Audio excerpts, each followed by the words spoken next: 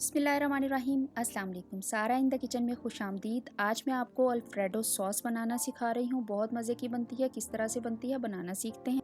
Alfredo sauce बनाने के लिए मैंने 3 टेबलस्पून बटर के लिए हैं। उसमें एक लहसुन के जवे को बारीक कुतर के डालना है, पीस के नहीं डालना।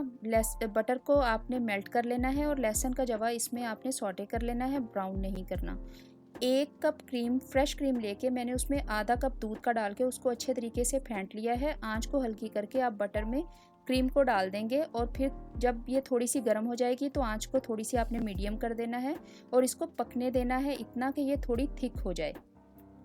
क्रीम का मिक्सचर जैसे जैसे पकता जाएगा वैसे वैसे ये थोड़ा थिक होता चला जाएगा। फिर हम इसमें अपने सीजनिंग ऐड करेंगे, जिसमें मैंने आधा टीस्पून इसमें ऑरिगेनो का डाला है, आधा टीस्पून काली मिर्च का और आधा टीस्पून ही आप इसमें सॉल्ट का ऐड करेंगे। चीज़ हम इसमें डालेंगे तो चीज़ भी सॉल्टी होता है, तो सॉल्ट को आपने ध्यान से डालना है।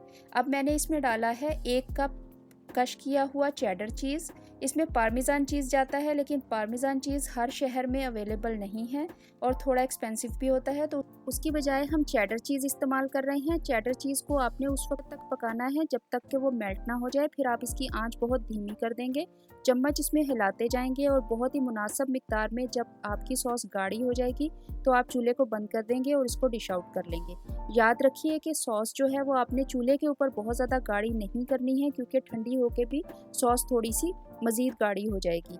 आप फेटोचीनी पास्ता के साथ इसको इस्तेमाल कर सकते हैं, अल्फ्रेडो पिज़्ज़ा बना सकते हैं, अल्फ्रेडो चिकन बना सकते हैं। इंशाल्लाह मैं आपको अल्फ्रेडो सॉस के साथ डिफरेंट रेसिपीज़ बनाना सिखाऊंगी। बहुत थिक, बहुत क्रीमी, बहुत मज़े की ये अल्फ्रेडो सॉस बनती है। रेडी है, इसको बनाइए, एंजॉय कीजिए। मेरे चैनल को सब्सक्राइब करना मत भूलिए।